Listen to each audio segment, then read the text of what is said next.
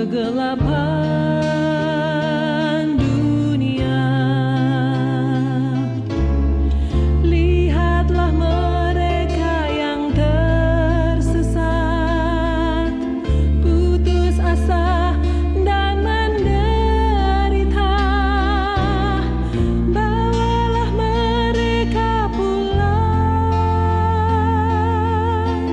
bawalah mereka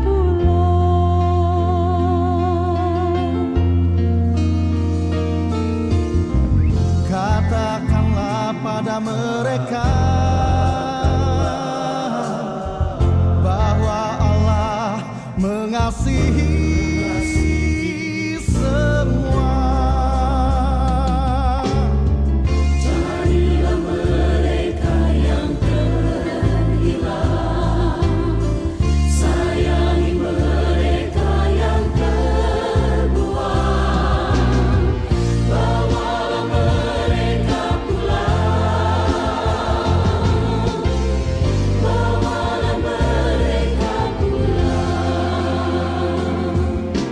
Nyalakan pelitamu,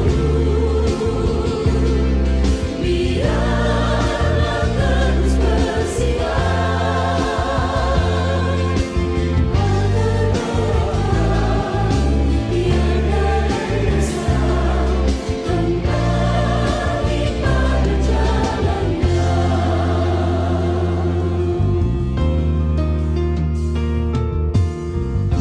Katakanlah pada mereka bahwa Allah mengasihi semua. Carilah mereka yang terhilang, sayangi mereka yang terbuang. Bawalah mereka pulang, bawalah mereka pulang. Nyalakan pelitamu, biarlah terus bersinar, agar mereka yang dalam dosa kembali pada jalannya.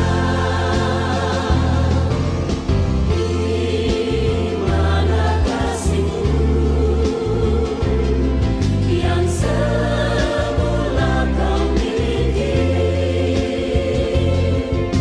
Sayangi mereka, kasihi mereka, bawalah mereka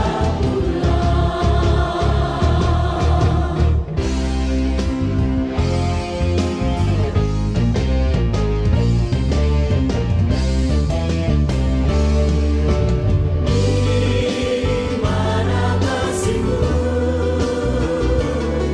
yang semula kau miliki?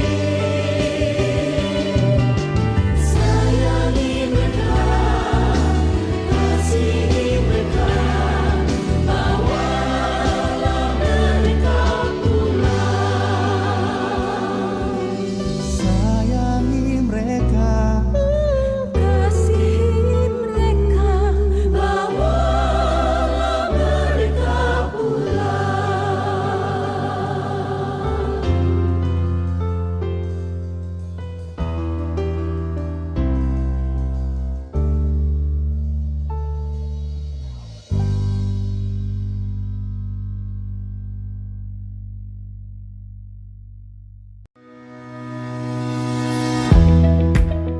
Halo semuanya, selain terus menerapkan disiplin diri dengan cara menjaga jarak dan rajin cuci tangan, penting bagi kita untuk menyiapkan hal-hal yang menjadi senjata ampuh pelindung diri, khususnya saat kita akan kembali beribadah di gedung gereja nanti.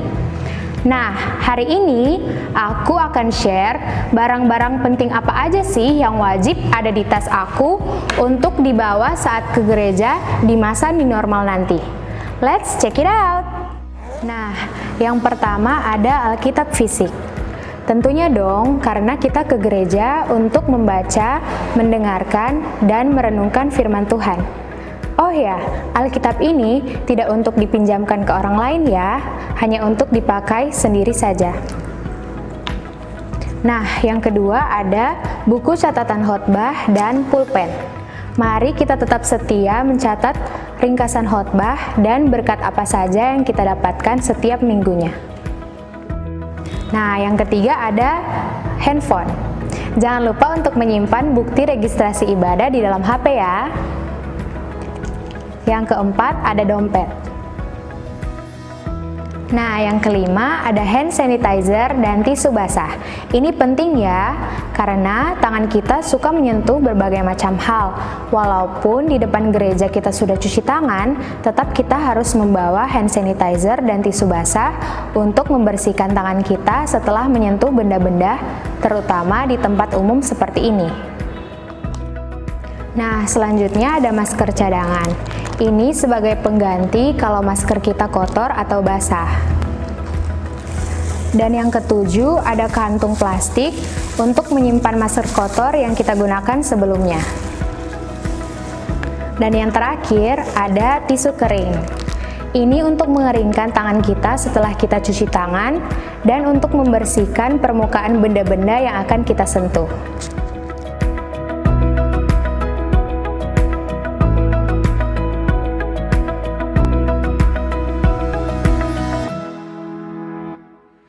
Bagi pengguna ojek online seperti saya, jangan lupa membawa helm dan jaket pribadi. Kalau dulu saya pergi ke gereja hanya membawa handphone dan dompet saja, tentunya sekarang sudah tidak bisa lagi seperti dulu. Sebagai pria, kita pun tidak kebal dari virus corona. Karena itu, kita tetap perlu membawa tas yang isinya hal-hal esensial untuk melindungi diri kita agar tidak tertular virus corona. Saya aja bawa loh.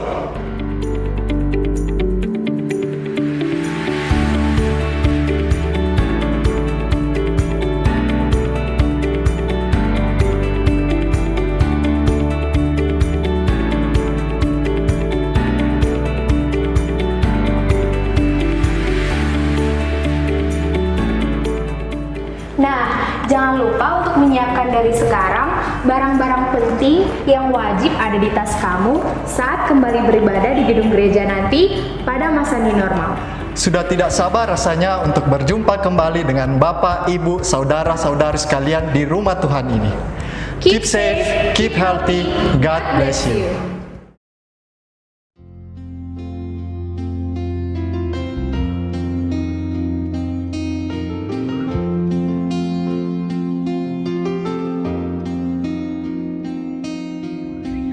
Nyalakanlah pelitamu, terangilah kegelapan dunia.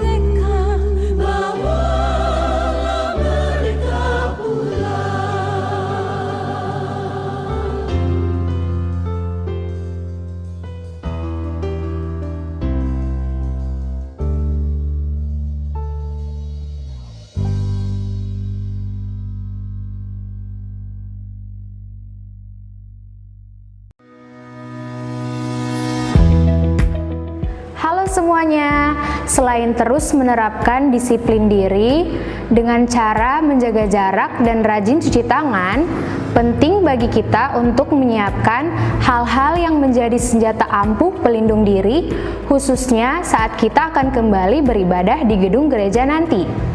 Nah, hari ini aku akan share barang-barang penting apa aja sih yang wajib ada di tas aku untuk dibawa saat ke gereja di masa new normal nanti. Let's check it out! Nah, yang pertama ada Alkitab fisik. Tentunya dong, karena kita ke gereja untuk membaca, mendengarkan, dan merenungkan firman Tuhan. Oh ya, Alkitab ini tidak untuk dipinjamkan ke orang lain ya, hanya untuk dipakai sendiri saja. Nah, yang kedua ada buku catatan khotbah dan pulpen.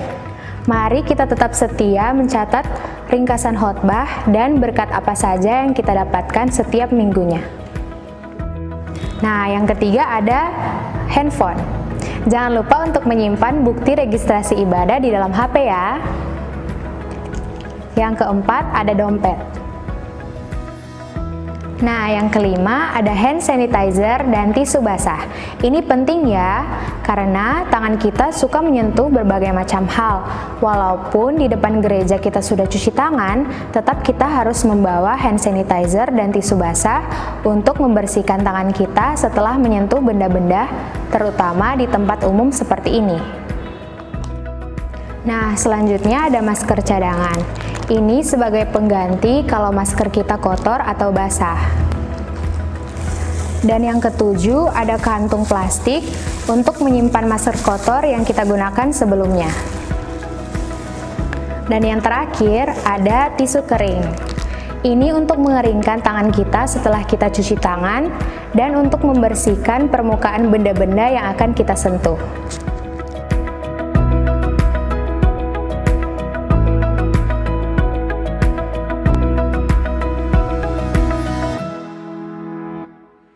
Bagi pengguna ojek online seperti saya, jangan lupa membawa helm dan jaket pribadi. Kalau dulu saya pergi ke gereja hanya membawa handphone dan dompet saja, tentunya sekarang sudah tidak bisa lagi seperti dulu. Sebagai pria, kita pun tidak kebal dari virus corona. Karena itu, kita tetap perlu membawa tas yang isinya hal-hal esensial untuk melindungi diri kita agar tidak tertular virus corona. Saya aja bawa loh.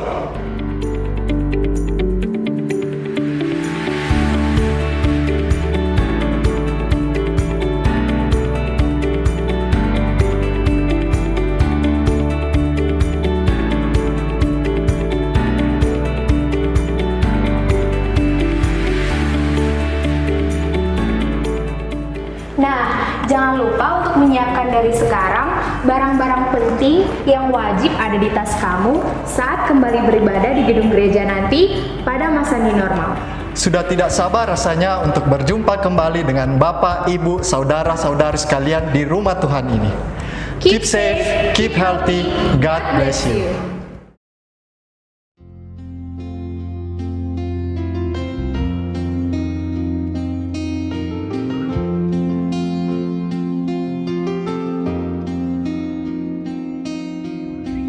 Nyalakanlah pelitamu, terangilah kegelapan dunia. Lihatlah mereka yang tersesat, putus asa dan menderita. Bawalah mereka pulang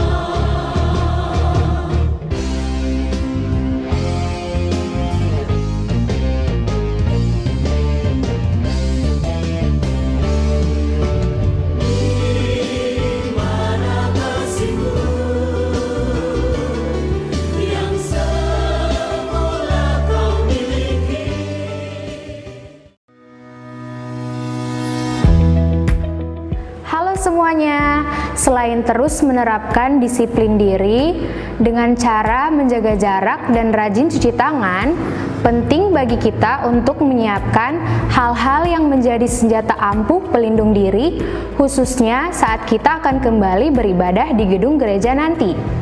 Nah, hari ini aku akan share barang-barang penting apa aja sih yang wajib ada di tas aku untuk dibawa saat ke gereja di masa new normal nanti.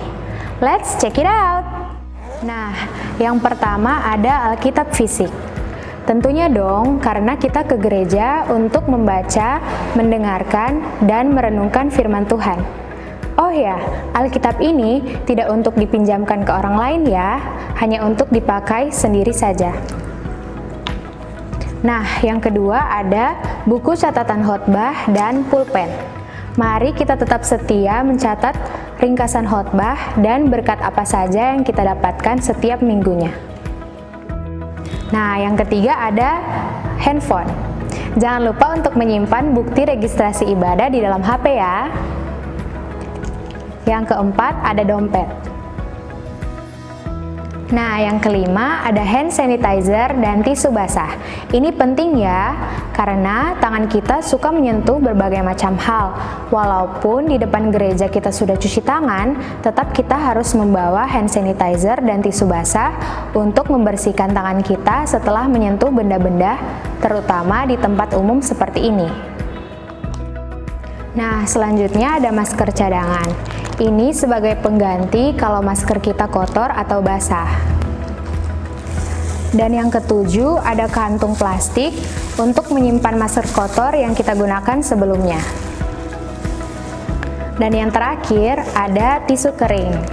Ini untuk mengeringkan tangan kita setelah kita cuci tangan dan untuk membersihkan permukaan benda-benda yang akan kita sentuh.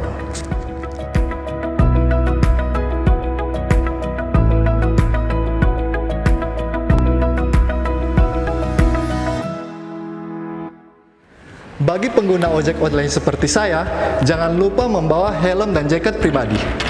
Kalau dulu saya pergi ke gereja hanya membawa handphone dan dompet saja, tentunya sekarang sudah tidak bisa lagi seperti dulu. Sebagai pria, kita pun tidak kebal dari virus corona.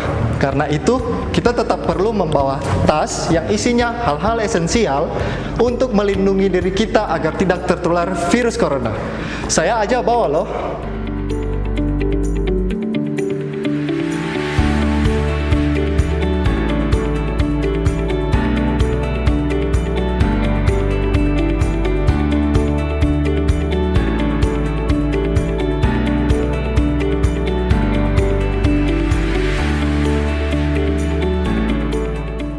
Nah, jangan lupa untuk menyiapkan dari sekarang barang-barang penting yang wajib ada di tas kamu saat kembali beribadah di gedung gereja nanti pada masa new normal. Sudah tidak sabar rasanya untuk berjumpa kembali dengan Bapak, Ibu, Saudara-saudari sekalian di rumah Tuhan ini. Keep safe, keep healthy, God bless you.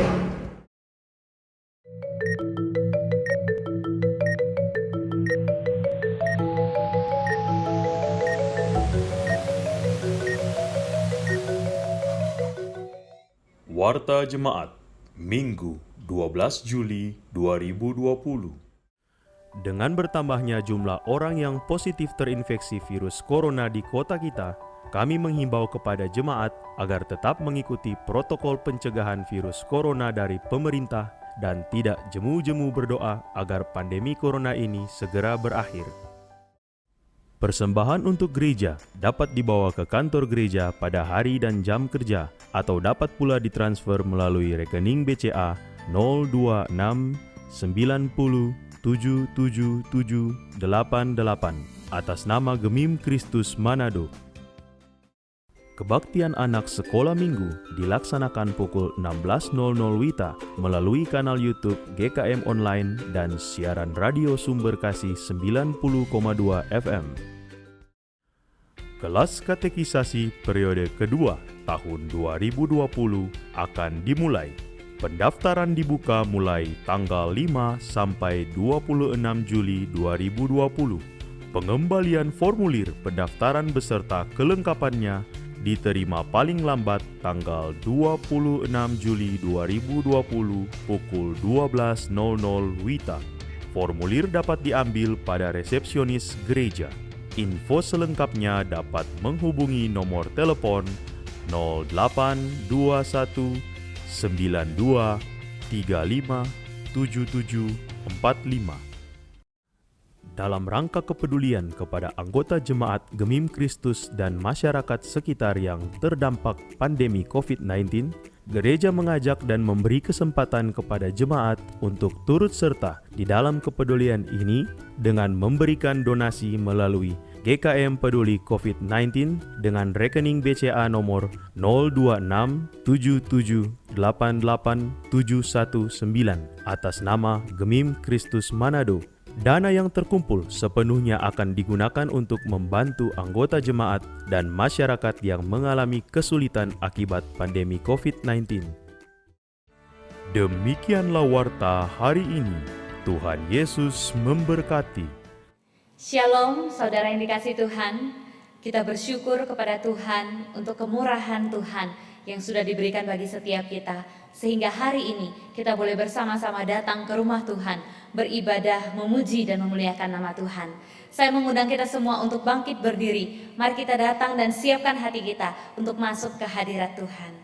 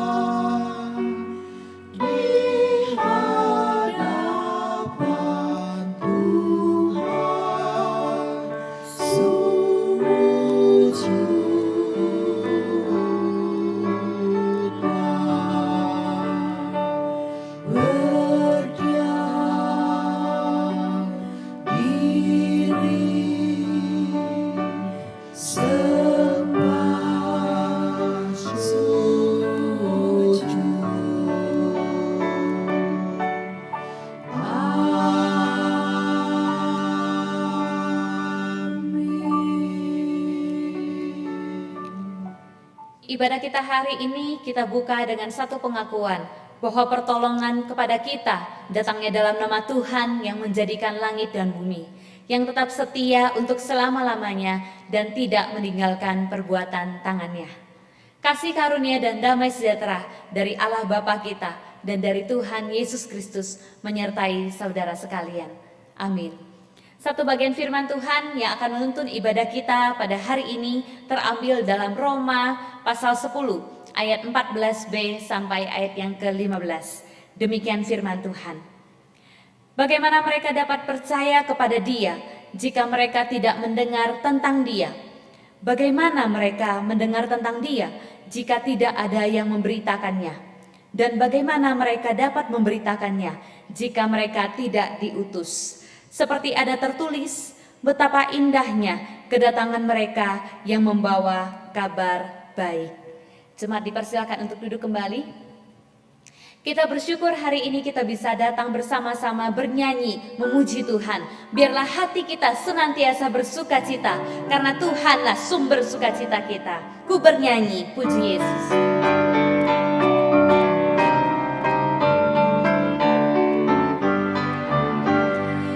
Hatiku bersuka cita karena Ia selamatkanku.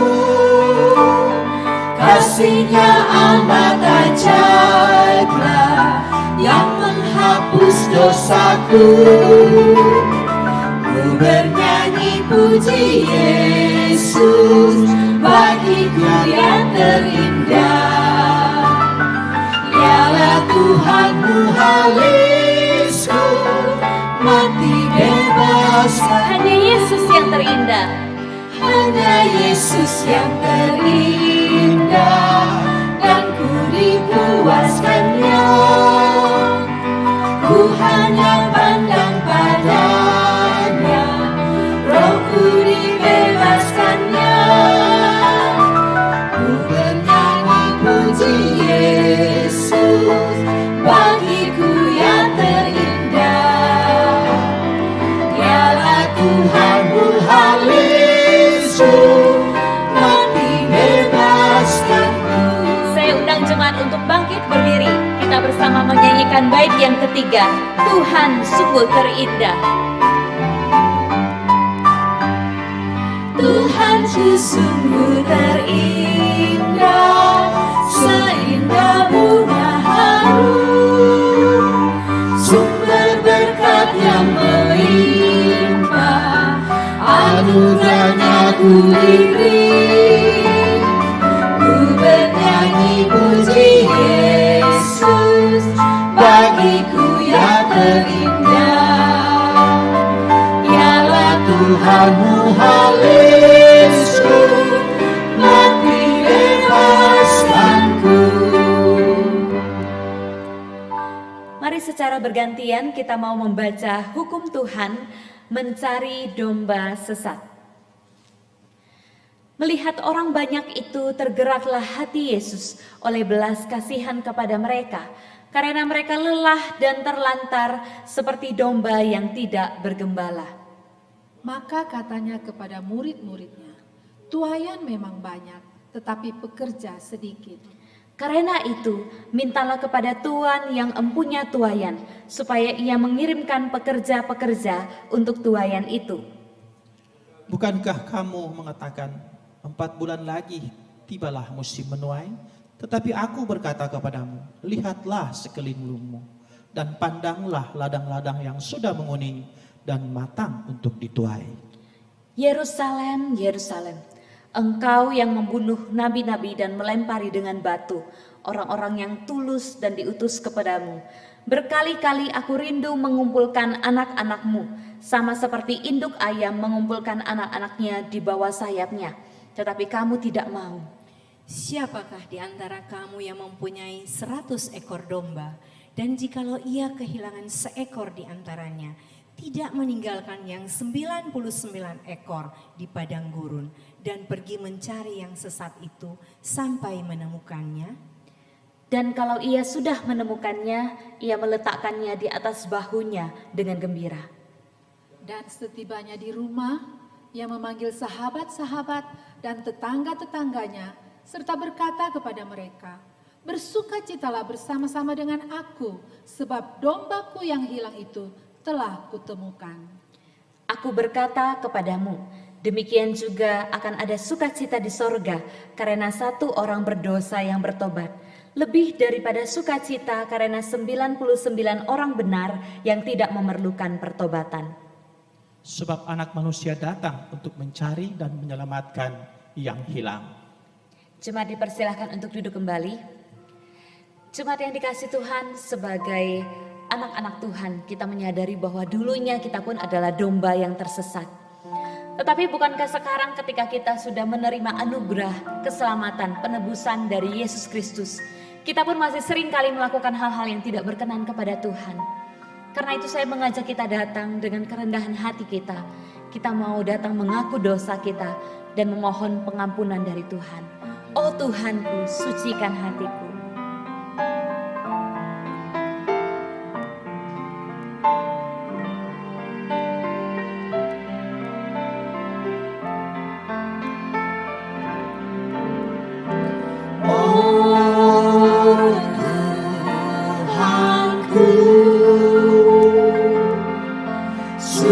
Sucikan hatiku.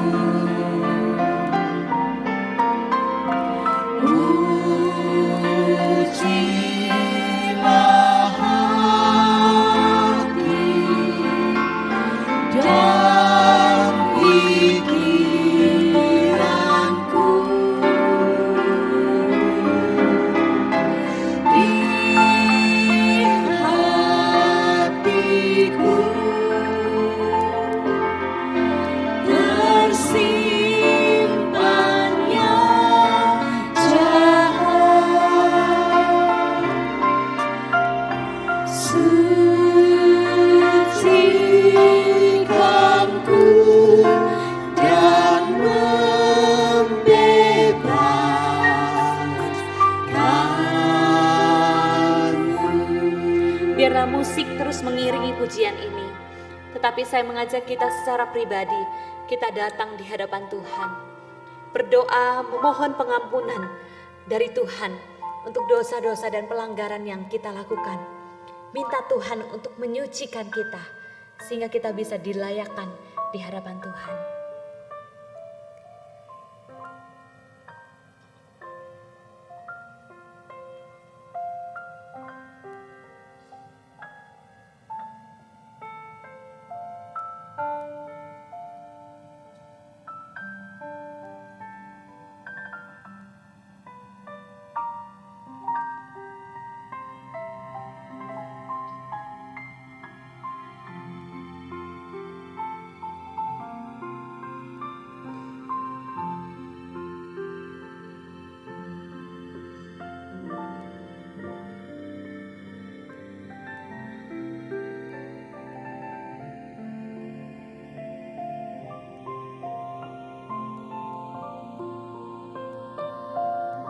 Oh Tuhanku, hapuslah dosaku dengan firman-Mu menyucikanku. Mari kita bersama-sama menyanyikan bait yang kedua.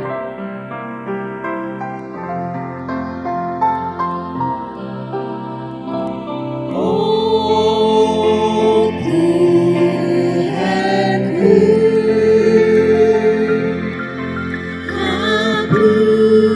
hapuslah dosaku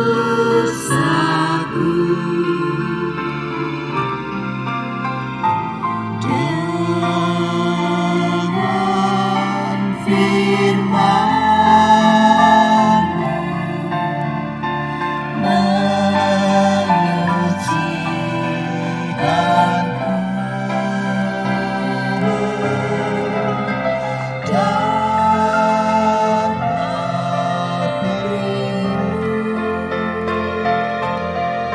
bakarlah aibku.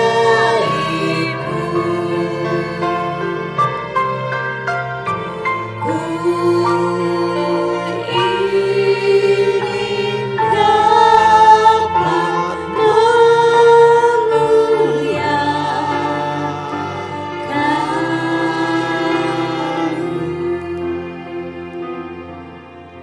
Bagi setiap kita yang telah diampuni dan menerima keselamatan dari Tuhan, maka Tuhan Yesus memberikan perintah baru bagi setiap kita.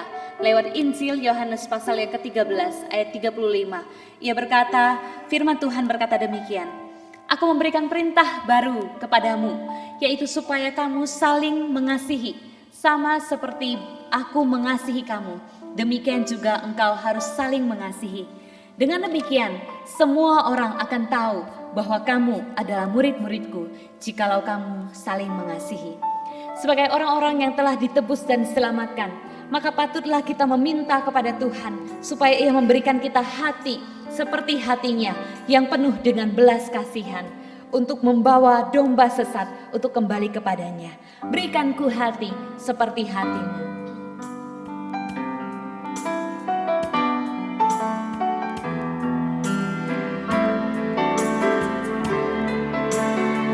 Berikanku hati seperti hatimu.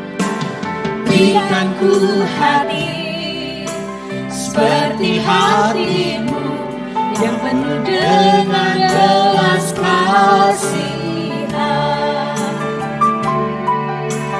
Berikanku mata seperti matamu memandang tuayan di sekelilingku. Berikanku tangan, berikanku tanganmu untuk melakukan tugasmu. Berikanku kakimu melangkah dalam rencanamu.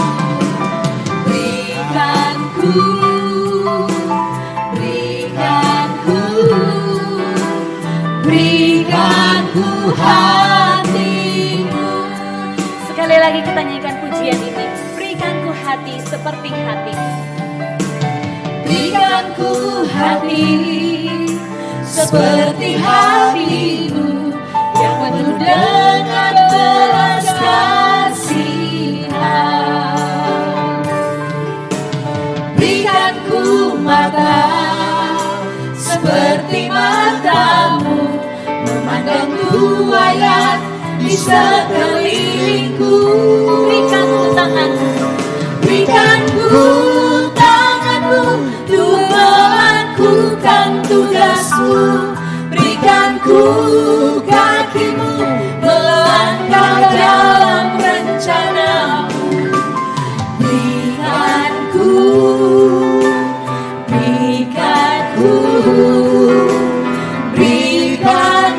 hatimu.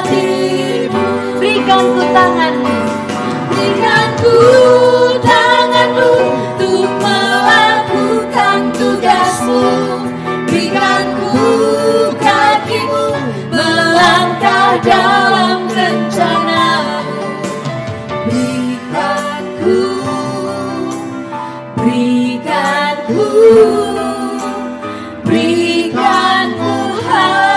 hatimu. Berikan ku hatimu. Berikan ku hatimu. Biarlah pujian ini sungguh-sungguh menjadi doa kita. Kita meminta Tuhan untuk memberikan kita hati seperti hati Yesus, sehingga kita bisa membawa pulang domba sesat kepada Tuhan.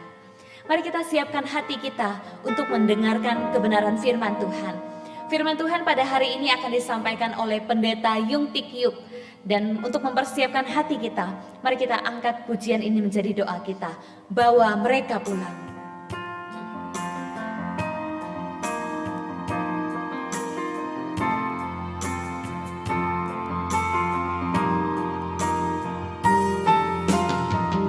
Nyalakanlah pelitamu,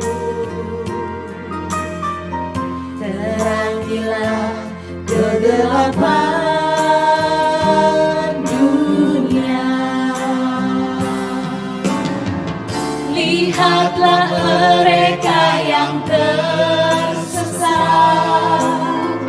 putus asa dan menderita. Bawalah mereka pulang,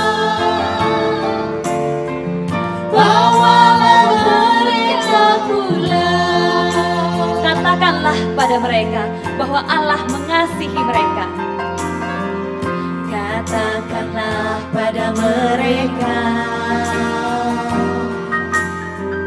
bahwa Allah mengasihi semua.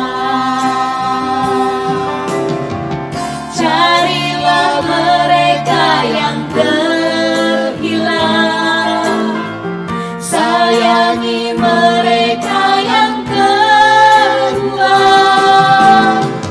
Bawalah mereka pulang, bawalah mereka pulang. Nyalakan pelitamu. Nyalakan pelitamu, biarlah terus bersinar, agar mereka yang dalam dosa kembali pada jalannya. Mari kita ulangi, kita katakan, katakanlah pada mereka. Katakanlah pada mereka bahwa Allah mengasihi semua. Carilah mereka yang terhilang, sayangi mereka yang keluar. Bawalah mereka pulang. Bawalah mereka pulang,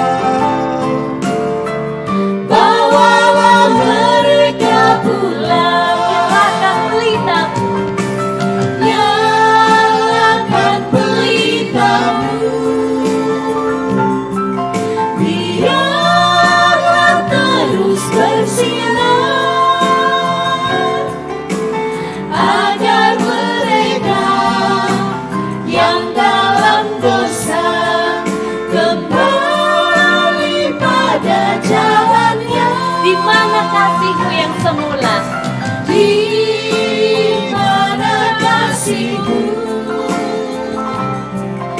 yang semula kau miliki. Sayangi mereka, kasihi mereka, bawalah mereka pulang. Di mana kasihku yang semula? Di mana kasihku yang semula kau miliki. Sayangi mereka, kasihi mereka, bawalah mereka. Sayangi mereka, kasihi mereka. Sayangi mereka, kasihi mereka, bawalah mereka pulang. Jemaat yang dikasihi Tuhan, kita sudah memasuki minggu kedua daripada bulan Juli, bulan misi. Dan pada hari Minggu kali ini kita akan bersama-sama merenungkan satu tema, yaitu setiap orang adalah pemberita Injil. Mari sebelum kita bersama-sama merenungkan tema ini, kita masuk di dalam doa. Ya Tuhan Allah Bapa kami yang ada di dalam surga, kami mengucap syukur karena kemurahan-Mu dan karena belas kasihan-Mu kepada setiap kami. Maka kami sebagai orang-orang berdosa boleh menjadi anak-anak-Mu. Dan ini bukan karena perbuatan baik kami, bukan karena kami mampu mencapai hasil yang kami mau dapatkan, melainkan karena sepenuhnya anugerah-Mu yang Kau berikan, sebuah penebusan yang kami terima di dalam Kristus Yesus. Oleh karena itu Tuhan, biarlah melalui perenungan khususnya pada hari Minggu ini, ketika kami berbicara dan merenungkan tentang tema keharusan kami sebagai anak-anak-Mu, biarlah firman yang kami bahas dan kami renungkan ini boleh sekali lagi bukan saja membuat kami lebih bersyukur, semakin bersyukur atas kasih anugerah-Mu, tetapi juga menjadi orang-orang menjalankan kebenaran firman. Kami berdoa memohon kiranya Engkau persiapkan hati kami masing-masing, walaupun masih banyak di antara kami yang harus mengikuti kebaktian via online di rumah masing-masing, tetapi kami percaya ibadah kami saat ini tidak mengurangi hormat dan kesungguhan kami untuk beribadah. Juga tolong hamba-Mu Tuhan yang akan merenungkan firman. Hadirlah Engkau Tuhan dalam setiap hati dan pikiran kami, walaupun kami beribadah di rumah kami masing-masing, maupun mungkin sebagian ada di dalam gereja. Kami berdoa memohon di dalam nama Tuhan kami, Yesus Kristus. Amin. Jemaat yang dikasihi Tuhan, seperti yang tadi saya katakan bahwa kita hari ini akan merenungkan satu tema, yaitu setiap orang adalah pemberita Injil. Dan berdasarkan tema yang pendek ini, yang menjadi sebuah afirmasi bahwa setiap orang adalah pemberita Injil, saya akan merenungkan firman Tuhan ini dengan mengupas 3 kata, yaitu setiap orang, pemberita, dan Injil. Saya pertama-tama akan membahas mengenai setiap orang. Kata setiap orang paling tidak saya pahami dari 2 sudut yang berbeda. Yaitu yang pertama, setiap orang dalam artian semua orang, siapapun dia. Termasuk kita yang sekarang sudah menjadi orang-orang Kristen. Setiap orang, Alkitab mengatakan bahwa semuanya telah berbuat dosa dan telah kehilangan kemuliaan Allah. Sekali lagi, yang dimaksud dengan setiap orang di sini adalah semua orang, siapapun itu. Sebab karena ia dilahirkan dari orang tua yang berdosa, maka ketika kita dilahirkan dari orang tua yang berdosa, maka ketika bertambah umur kita tanpa diajarin oleh siapa-siapa, tetapi karena natur dosa yang kita warisi dari orang tua kita, dari nenek moyang kita, membuat akhirnya setiap kita juga berbuat dosa. Dan Alkitab berkata bahwa setiap orang telah berbuat dosa, dan pada saat yang sama dikatakan upah dosa adalah maut. Maka di dalam pemahaman seperti ini yang saya maksud dengan setiap orang adalah semua orang siapapun itu yang merupakan keturunan Adam, semuanya adalah orang-orang berdosa. Rasul Paulus di dalam Efesus pasal 2 mengatakan, kami di sini dia bukan hanya berbicara tentang dirinya sendiri yang dulu memang sebelum menjadi rasul adalah penganiaya jemaat. Tetapi yang dimaksud dengan Paulus di sini adalah kami keturunan Abraham. Walaupun keturunan Abraham sejak perjanjian lama disebut sebagai umat pilihan Allah, walaupun umat keturunan Abraham ini adalah yang sejak zaman Musa menerima Taurat Musa, tetapi Rasul Paulus berkata kami semua juga dulu mati di dalam dosa. Jadi semua orang siapapun itu, baik umat pilihan, bangsa Israel maupun orang-orang non-Israel, semuanya adalah orang-orang berdosa. Inilah yang dimaksud dengan semua orang atau setiap orang. Ini pengertian dari kata setiap orang dalam kategori pemahaman yang pertama. Tetapi sekarang kita akan mulai membahas mengenai setiap orang dalam pengertian yang kedua, yaitu tentang setiap orang Kristen. Semua orang Kristen dan setiap orang Kristen yang dahulu adalah orang-orang berdosa. Sekarang ini oleh kemurahan Allah, oleh pekerjaan Roh Kudus yang melahirbarukan, bukan saja yang sepatutnya menerima kebinasaan karena murka Allah atas orang-orang berdosa, tetapi yang sudah ditebus. Dan Alkitab mengatakan dalam 1 Petrus pasal yang pertama, ayat 18, 19 dan seterusnya. Tidak tahukah kamu bahwa kamu telah ditebus dari cara hidupmu yang sia-sia, dari cara hidupmu yang berdosa, yang kamu warisi dari nenek moyangmu, bukan dengan emas, bukan dengan perak. Artinya bukan dengan barang-barang yang paling marga, yang paling mahal, yang ada di dalam seluruh dunia. Tetapi dengan darah yang harga yang jauh lebih mahal, yaitu darah Kristus yang menjadi domba Paskah yang tidak bercacat. Setiap orang Kristen, kata pengertian setiap yang kedua adalah setiap orang Kristen yang dahulunya layak menerima murka Allah, sekarang justru menjadi anak-anak Allah.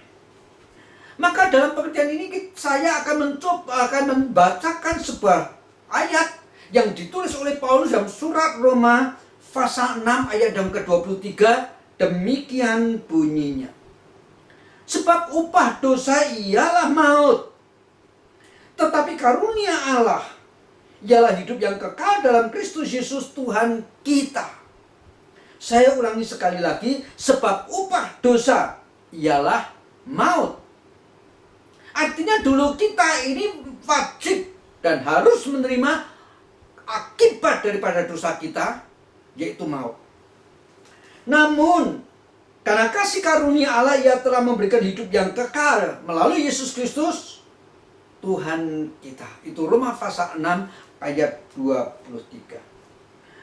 Jadi keselamatan yang kita miliki ini, yang disebut dalam Roma pasal 6 ayat 23, karunia Allah melalui Yesus Kristus dan di dalam Kristus Yesus, adalah yang kita peroleh. Bukan karena kita berusaha dan berhasil mendapatkannya, melainkan sepenuhnya adalah yang diberikan oleh Allah kepada setiap kita orang Kristen. Jadi setiap orang adalah orang-orang berdosa. Semua orang adalah orang-orang berdosa. Tetapi dalam anugerah Kristus Yesus, Tuhan berikan kepada orang-orang Kristen, kepada setiap anak-anaknya, Sehingga setiap orang Kristen adalah setiap orang yang telah menerima keselamatan kekal sebagai ganti hukuman yang seharusnya ia terima. Itu kata setiap. Mempunyai dua pengertian. Semua orang berbuat dosa. Setiap orang berbuat dosa. Dulu kita juga pada bagian dan kelompok ini. Sekarang kita sebagai orang Kristen, setiap orang Kristen adalah yang sudah menerima kasih anugerah keselamatan di dalam Kristus Yesus. Itu kata setia. Dan sekarang kita akan memasuki dan membahas mengenai kata yang kedua, yaitu Injil dulu. Baru nanti terakhir sebagai kesimpulan saya akan membahas kata yang kedua, yaitu pemberita. Jadi sekarang saya terlebih dahulu justru membahas kata Injilnya dulu. Karena tadi yang tema kan disebutkan setiap orang adalah pemberita Injil. Nah, apa itu Injil? Secara arti kata sebetulnya Injil artinya adalah kabar baik. Tetapi dalam seluruh Alkitab kata Injil yang artinya kabar baik ini secara teknis juga menunjuk kepada sesuatu yang sangat berharga, yang tidak ada di dalam dunia, yang tidak dapat dicari oleh manusia dengan jerih lelahnya sendiri sehingga dia berhasil mendapat, tetapi itu diberikan oleh Allah, yaitu Injil keselamatan. Dan Injil keselamatan inilah yang diberikan oleh Allah kepada kita yang dulu adalah orang berdosa, tetapi sebagai ganti maut dan murka Allah, kita menerima keselamatan. Inilah yang disebut dengan Injil. Adalah sesuatu yang begitu berharga sekali. Sebab sebagai ganti seharusnya kita menerima murka Allah dan mengalami kebinasaan, kita mendapatkan janji yang pasti. Kita mendapatkan harta yang mulia yang tersimpan di surga, yang tidak dapat dirusak oleh ngengat, yang tidak dapat dirampas, yang bersifat kekal. Dan janji itu merupakan satu pengharapan yang pasti. Karena yang memberikan janji itu adalah Allah yang setia, Allah yang kekal, Allah yang tidak menyesal atas perjanjian yang dibuatnya. Dan Injil ini Paulus katakan adalah sesuatu yang sangat luar biasa sekali. Dalam 1 Korintus pasal 2 ayat yang ke-9, Rasul Paulus berbicara tentang Injil dengan ungkapan seperti ini.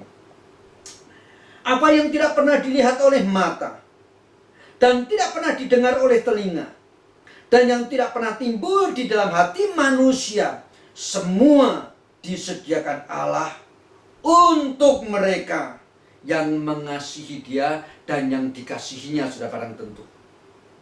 Saya perhatikan Rasul Paulus mengatakan yang tidak pernah dilihat oleh mata, yang tidak pernah didengar oleh telinga, dan yang tidak pernah timbul di dalam pertimbangan dan pikiran hati manusia, semua itu diberikan Allah kepada orang-orang yang dikasihinya.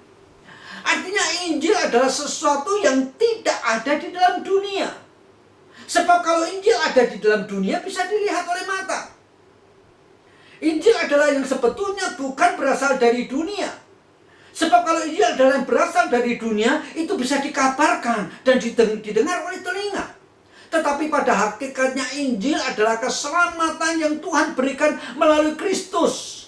Allah yang tinggal di surga, yang rela menjadi manusia, tinggal bersama-sama dengan manusia, mengalami segala kesulitan yang sama yang dihadapi oleh manusia. Inilah Injil di dalam Kristus Yesus. Sesuatu yang luar biasa sekali. Yang tadi saya katakan dikontraskan. Tidak dapat dibeli dengan harta dunia. Lebih mahal daripada emas dan perak. Apapun itu yang sangat mahal yang ada di dalam dunia bisa dimakan oleh waktu, bisa rusak oleh waktu, bisa direbut oleh orang yang jauh lebih hebat daripada kita. Tetapi Injil adalah yang tersimpan di surga, yang tidak rusak, harta yang jauh lebih mulia daripada segala sesuatu yang ada di dalam dunia ini. Injil inilah yang oleh Rasul Petrus di dalam pasal 1 ayat yang ke-12 dikatakan, malaikat-malaikat bahkan ingin mengetahui rahasia dan keindahan Injil yang luar biasa itu. Itu malaikat-malaikat di surga. Itulah yang sudah menjadi milik kita, yaitu keselamatan di dalam Kristus Yesus. Dan tentang Injil ini, Rasul Paulus mengatakan, segala sesuatu yang aku alami, penderitaan yang aku alami karena aku memberitakan Injil, itu tidak ada artinya. Itu adalah sesuatu yang sepele jikalau dibandingkan dengan kemuliaan kekal yang terkandung di dalam Injil yang nanti akan aku terima. Oh, Rasul Paulus mengatakan penderitaan yang aku alami sekarang ini tidak ada apa-apanya. Padahal saudara, penderitaan Paulus kalau pakai ukuran kita manusia bukan tidak ada apa-apanya. Sangat mengerikan. Berkali-kali dia mengatakan dia dicemeti sekian kali, masuk penjara sekian kali, hampir mati tenggelam sekian kali, dilemparin batu, ditinggal orang pergi karena dikira sudah mati. Tetapi dia mengatakan penderitaan itu semua tidak ada artinya. Bukan apa-apa, hanya sepele jikalau dibandingkan dengan Injil yang nanti akan aku terima. Sesuatu yang sangat luar biasa sekali. Sehingga di dalam konteks yang seperti ini, ketika Rasul Paulus ada di dalam penjara dan dia merasa bahwa waktunya akan mengalami kematian karena pemberitaan Injil sudah semakin dekat, dia justru menulis surat kepada Timotius dan berkata demikian. Sekarang darahku sudah mulai tercurah, tetapi telah tersedia bagiku mahkota, karena aku sudah mengakhiri pertandingan dengan baik. Tetapi mahkota ini bukan hanya menjadi milikku saja, tetapi juga menjadi bagian daripada semua orang yang merindukan kedatangan Kristus. Atau dengan kata lain juga menjadi bagian daripada semua orang yang merindukan untuk menerima Injil sepenuhnya. Injil yang sekarang kita terima itu baru sebagian. Tetapi jikalau kita merindukan Injil yang sepenuhnya akan kita terima, maka kita waktu itu juga akan menerima mahkota kebenaran seperti yang Paulus katakan dalam surat 2 Timotius. Nah, sosok inilah Injil. Setiap orang harus menjadi pemberita Injil. Setiap orang adalah pemberita Injil. Inilah Injil itu. Nah, sekarang kita akan membahas mengenai kata yang terakhir sekaligus menjadi kesimpulan bagi kita, yaitu pemberita. Maka untuk membahas kata yang ketiga, yaitu pemberita, saya akan mencoba membahasnya ini dengan cara menjawab pertanyaan, siapa pemberita itu? Dan apa yang harus diberitakan? Dan kepada siapa berita itu harus diberitakan? Kan begitu. Tetapi saya akan menjawab ini secara cepat. Yang pertama, kenapa setiap orang harus memberitakan Injil? Karena tadi dikatakan setiap orang adalah pemberita Injil. Maka jawaban yang pertama, setiap orang ini adalah setiap orang Kristen. Adalah yang dulu juga orang-orang berdosa. Adalah orang-orang yang seharusnya mengalami kemurkaan Allah, tetapi sudah menerima Injil. Maka setiap orang Kristen ini harus memberitakan Injil. Jadi bukan semua orang di dalam dunia, tetapi hanya setiap orang Kristen, yaitu orang-orang yang sudah menerima anugerah Tuhan yang begitu besar. Orang-orang inilah yang harus menjadi pemberita. Maka menjawab pertanyaan selanjutnya, kalau kita ditanya begini, nah kenapa harus memberitakan? Maka ada beberapa hal yang boleh saya katakan. Yang pertama, karena Tuhan memerintahkan setiap orang Kristen yang sudah menerima anugerah Tuhan dalam Kristus Yesus harus menjadi pemberita. Karena Tuhan Yesus pernah berkata, Jadikanlah semua bangsa muridku. Itu adalah perintah yang Tuhan berikan kepada orang-orang yang terlebih dahulu sudah menjadi pengikut Kristus, yang sudah terlebih dahulu menerima kasih anugerah dalam Kristus Yesus. Orang-orang inilah yang mendapatkan perintah untuk menjadikan semua bangsa menjadi murid-murid Tuhan.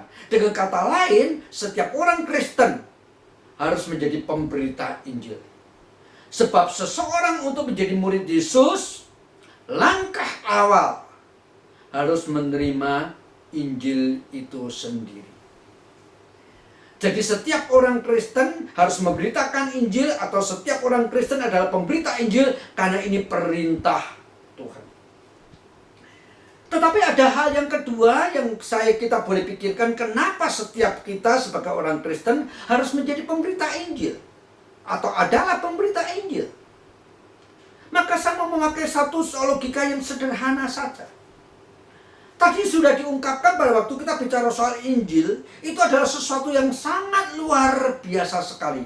Dan itu kita dapatkan bukan karena kita mampu membayar. Itu kita dapatkan bukan karena kita berhasil dengan tekun, berjerih lalu menerimanya. Bukan itu. Tetapi karena kita di dalam ketidakberdayaan menerima karunia itu dari Tuhan. Maka ini menjadi satu semacam keharusan di mana kita harus memberitakan. Karena kita terima dengan cuma-cuma. Saya mau pakai analogi seperti ini. Katakanlah setiap kita ini berjalan di jalan yang berbatu-batu, kerikil-kerikil tajam, sementara kita semua berjalan di jalan itu tanpa alas kaki. Tidak pakai kasut, tidak pakai sandal, tidak pakai sepatu. Di tengah-tengah hari yang sangat panas, berjalan di jalan yang seperti itu. Setiap kita. Maka kita semua berjalan di dalam kesakitan.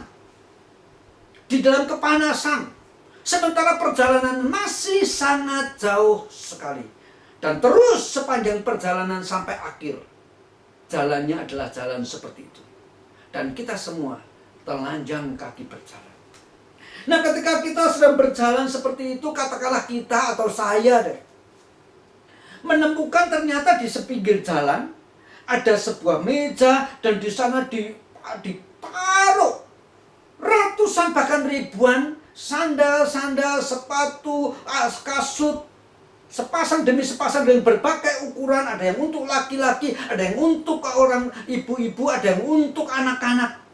Semua tersedia segala macam ukuran dalam jumlah yang sangat banyak, dan ada tulisannya. Yang merasa sakit berjalan di tengah siang hari di jalan yang berkerikil tajam, yang melukai telapak kaki, silakan ambil gratis. Maka saya mengambil satu pasang dan memakainya. Tetapi sambil saya memakainya, saya melihat ke kanan ke kiri, banyak orang masih berjalan di jalan yang begitu menyakitkan itu tanpa pernah tahu bahwa beberapa meter di belakang mereka tersedia meja yang tadi saya temui. Karena di antara mereka ada yang tadi waktu melewati jalan itu sedang menunduk, ada yang sedang asyik berbicara dengan sampingnya, ada bahkan yang matanya buta. Maka menjadi sesuatu yang saya kira sangat tidak etika, sangat tidak etis, sangat tidak berbelas kasihan. Kita cuma ngambilnya gratis, orang-orang lain tidak tahu, dan tinggal meminta mereka mundur beberapa meter, mereka kembali ke meja itu untuk mendapatkan sandal itu, dan kita tidak mau memberitahukan. Sebab kalau misalnya di dalam meja itu dikatakan, bagi kalian yang merasa kesakitan, ini ada sandal dari berbagai macam ukuran, silakan beli dengan harga 100 kali lipat daripada harga biasa. Kenapa? Sistem ekonomi dong. Makin dibutuhkan, makin mahal harganya. Betul? Beberapa bulan yang lalu, katakanlah setengah tahun yang lalu, berapa sih harga satu dos masker? Sekarang harganya berapa? Bukan tambah murah ketika dibutuhkan, malah tambah mahal. Kembali kepada pada ilustrasi sandal tadi. Saya itu bukan membeli dengan harga yang sangat mahal dan saya terpaksa beli walaupun mahal karena saya kesakitan. Tidak. Saya ambil gratis. Maka menjadi satu hal yang tidak masuk akal kalau saya sendiri cuma ambil gratis, lalu saya tidak memberitahu orang lain. Kalau saya belinya mahal, mungkin saya masih ada alasan untuk tidak memberitahu. Saya bisa berkata, dari caranya dia berpakaian, dia orang miskin. Rasanya tidak mungkin deh dia bisa beli harga semahal itu seperti harga yang saya sudah bayarkan. Jangan lupa, gratis. Semakin mahal barang yang kita terima, semakin mahal barang yang kita beli, maka kita tidak usah memberitahu kepada semua orang tentang adanya barang yang sangat baik itu. Ya kan? Misalnya saya pakai ilustrasi lain dulu ya.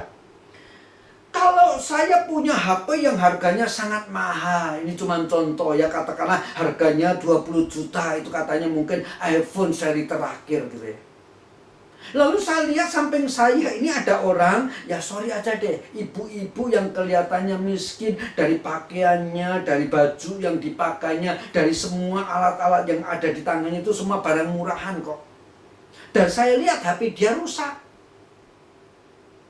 Saya tidak mungkin ngomong sama dia kan, Bu, HP ibu kelihatannya rusak kan, ini ibu lagi usap dari tadi untuk mencoba membuat betul HP ibu.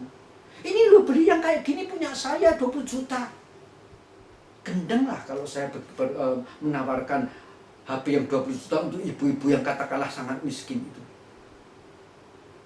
Tetapi kalau saya dapatkan HP yang sangat mahal ini dengan gratis, dan ibu ini juga bisa dapat, sementara saya tahu HP dia rusak dan saya tidak kasih tahu, kan lucu. Injil yang kita terima bukan kita bayar. Kristus yang membayar dengan darahnya. Kita hanya menerima. Dan yang membutuhkan Injil bukan hanya kita toh.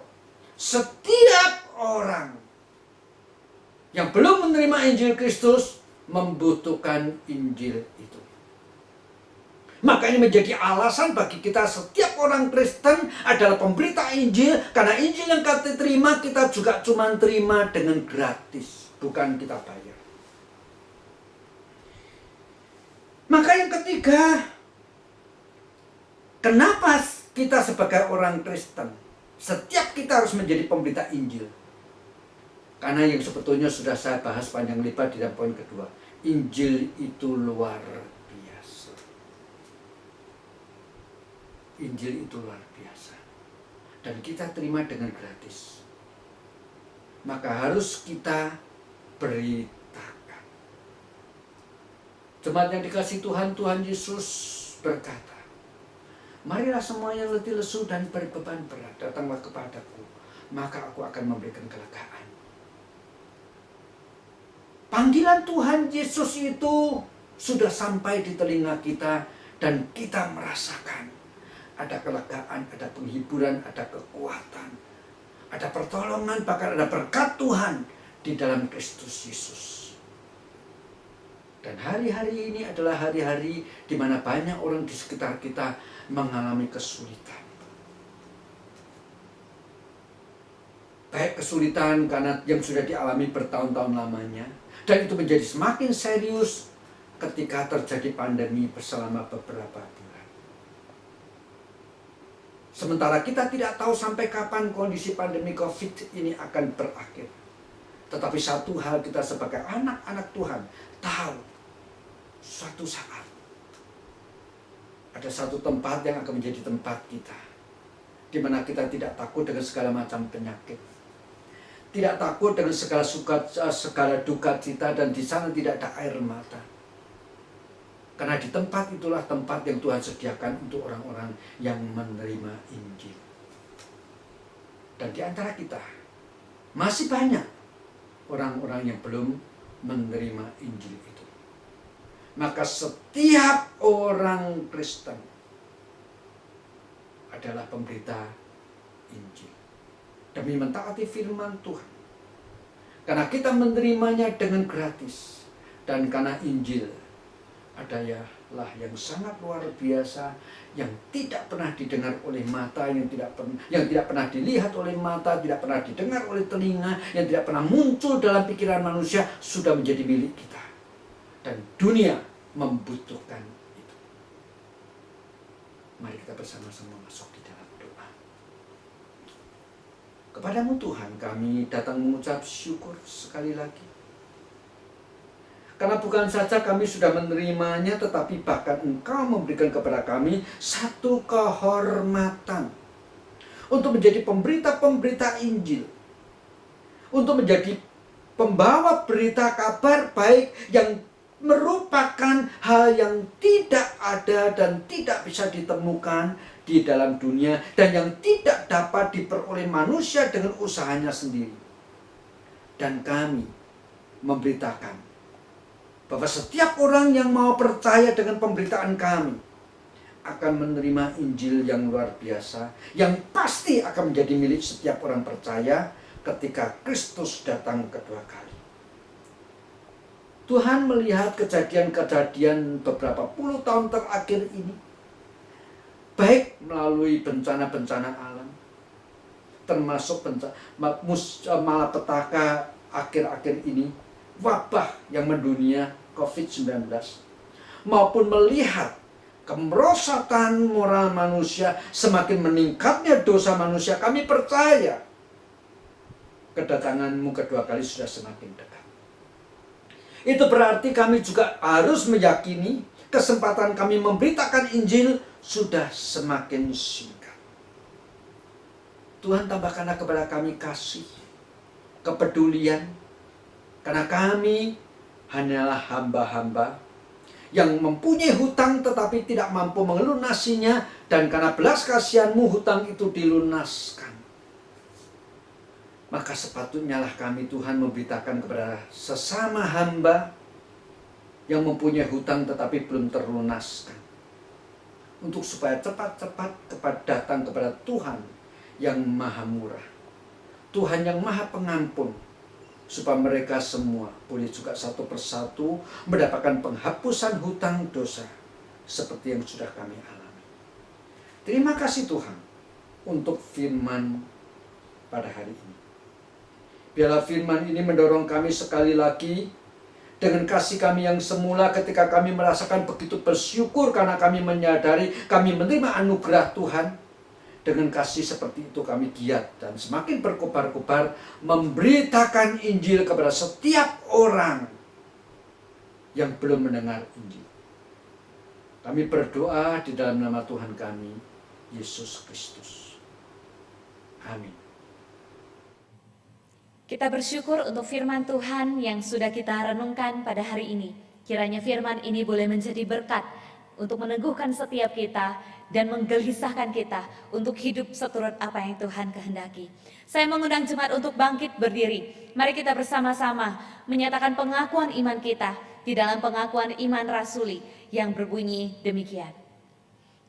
Aku percaya kepada Allah, Bapa yang Maha Kuasa, Khalik langit dan bumi, dan kepada Yesus Kristus, anaknya yang tunggal Tuhan kita, yang dikandung daripada Roh Kudus, lahir dari anak darah Maria, yang menderita sengsara di bawah pemerintahan Pontius Pilatus, disalibkan, mati dan dikuburkan, turun ke dalam kerajaan maut. Pada hari yang ketiga, bangkit pula dari antara orang mati, naik ke sorga, duduk di sebelah kanan Allah, Bapa yang Maha Kuasa, dan dari sana Ia akan datang untuk menghakimi orang yang hidup dan yang mati. Aku percaya kepada Roh Kudus, gereja yang kudus dan am, persekutuan orang kudus, pengampunan dosa, kebangkitan tubuh, dan hidup yang kekal. Amin. Jemaat dipersilakan duduk. Kita bersyukur di dalam kondisi apapun dalam kehidupan kita, Tuhan tidak pernah berhenti untuk menyatakan kasih dan berkat-Nya bagi setiap kita.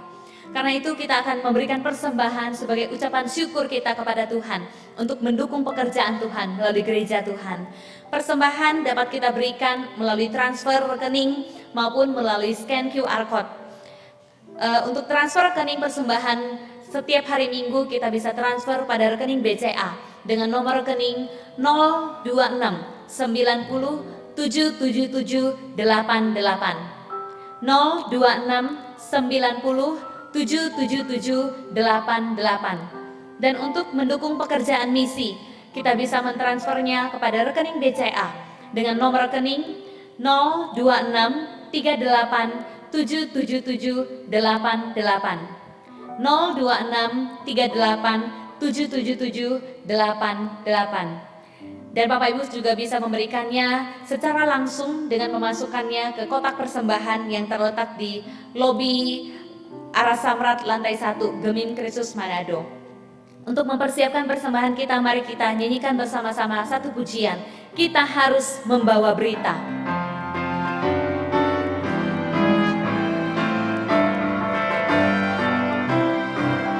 Kita harus membawa berita pada dunia dalam gelap tentang kebenaran dan kasih dan damai yang menetap, dan damai yang menetap. Karena gelap jadi remang pagi dan remang jadi siang terang.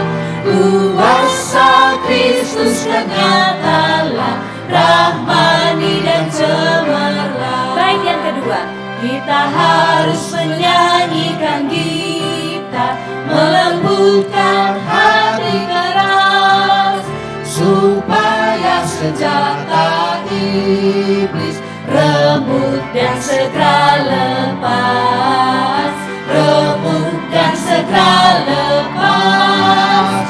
Karena gelap jadi remang pagi dan remang jadi siang terang.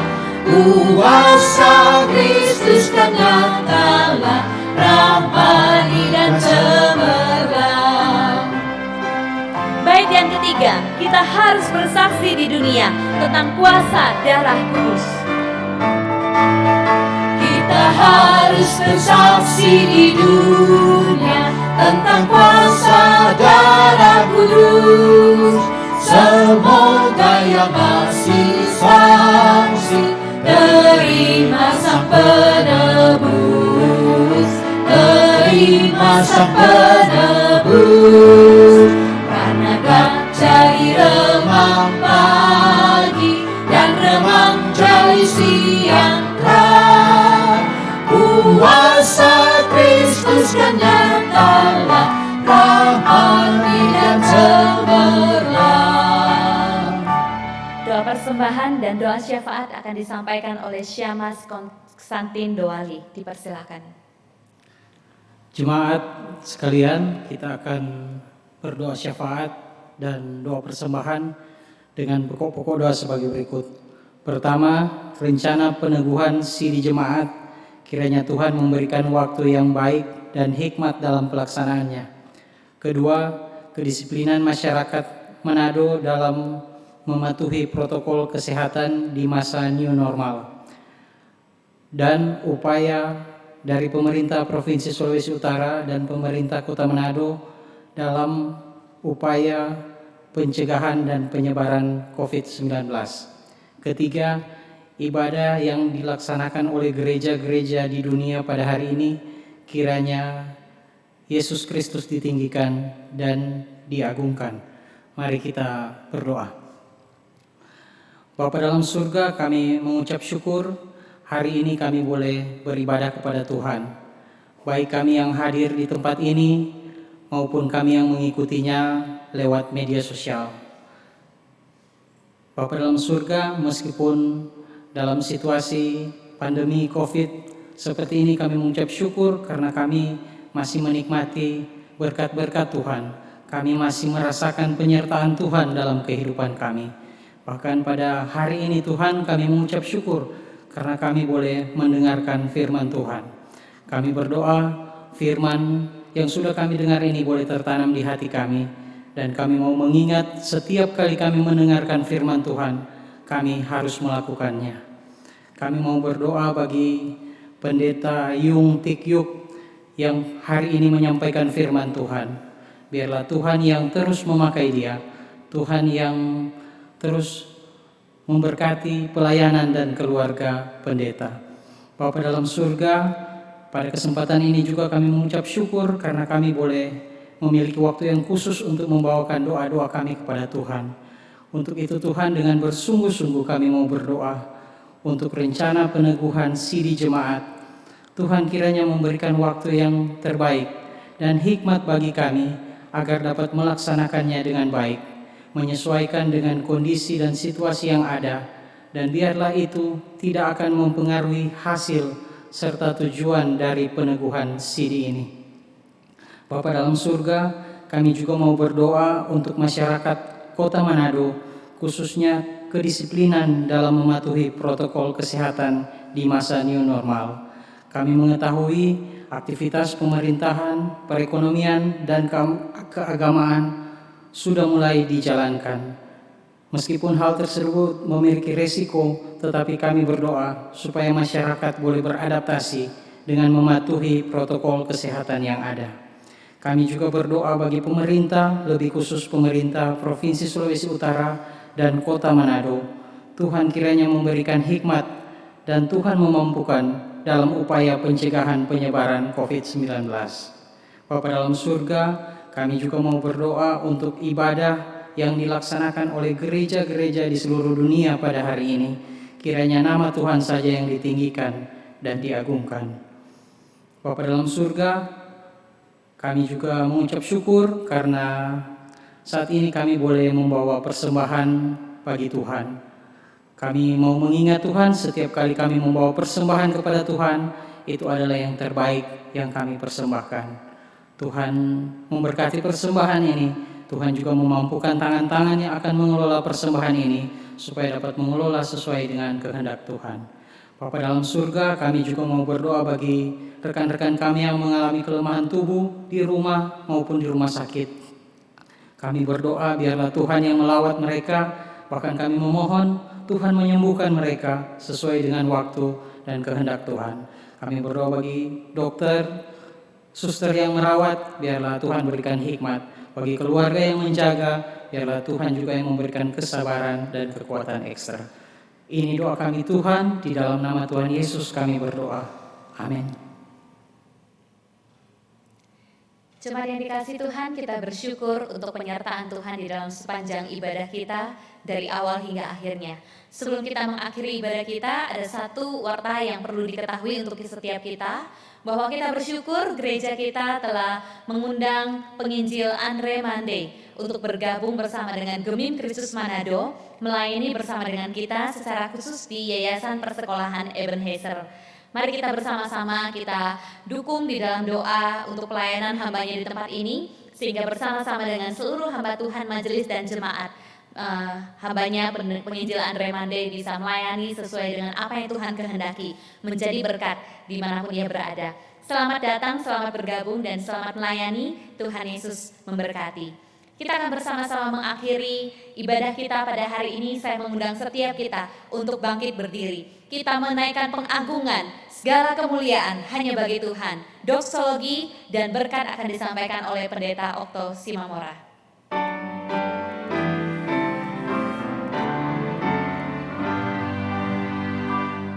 Puji Allah Bapa Putra,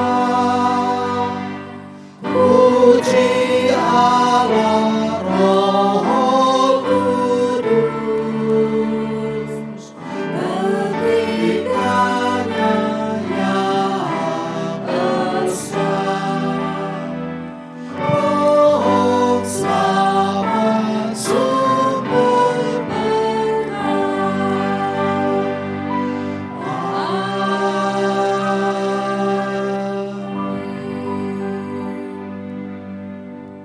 Jemaat yang dikasihi Tuhan, kita bersyukur karena Tuhan telah menyelamatkan kita dari segala dosa, dan Tuhan menginginkan supaya setiap kita menjadi pemberita Injil Tuhan.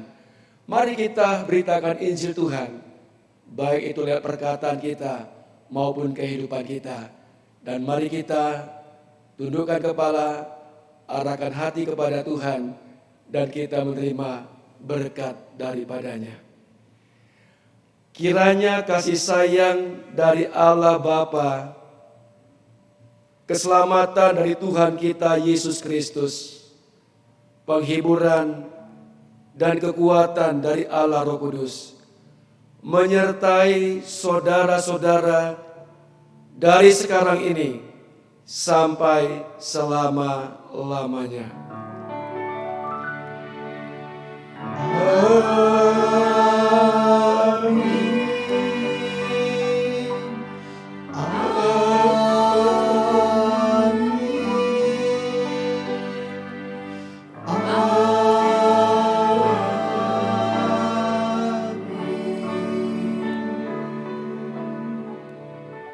Silakan duduk, saat teduh, ibadah selesai, Tuhan memberkati.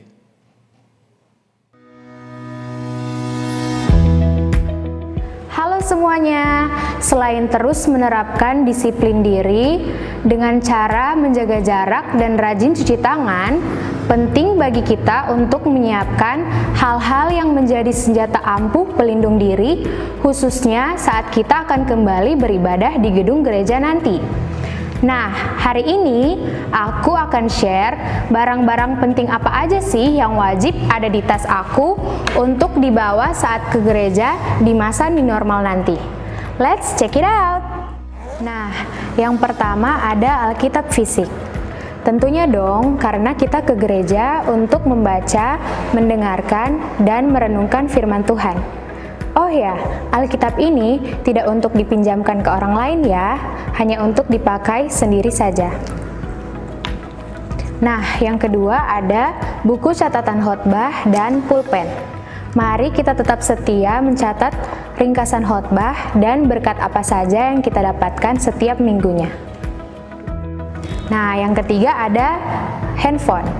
Jangan lupa untuk menyimpan bukti registrasi ibadah di dalam HP ya. Yang keempat ada dompet.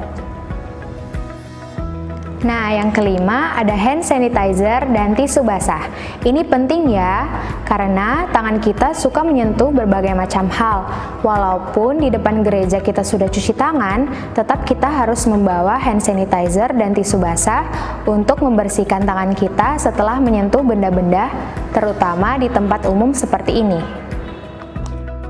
Nah, selanjutnya ada masker cadangan. Ini sebagai pengganti kalau masker kita kotor atau basah.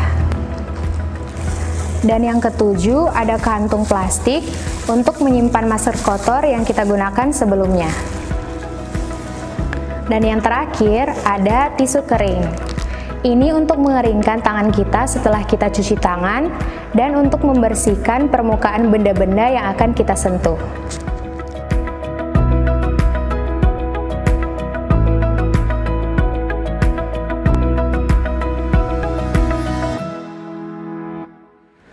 Bagi pengguna ojek online seperti saya, jangan lupa membawa helm dan jaket pribadi. Kalau dulu saya pergi ke gereja hanya membawa handphone dan dompet saja, tentunya sekarang sudah tidak bisa lagi seperti dulu. Sebagai pria, kita pun tidak kebal dari virus corona. Karena itu, kita tetap perlu membawa tas yang isinya hal-hal esensial untuk melindungi diri kita agar tidak tertular virus corona. Saya aja bawa loh.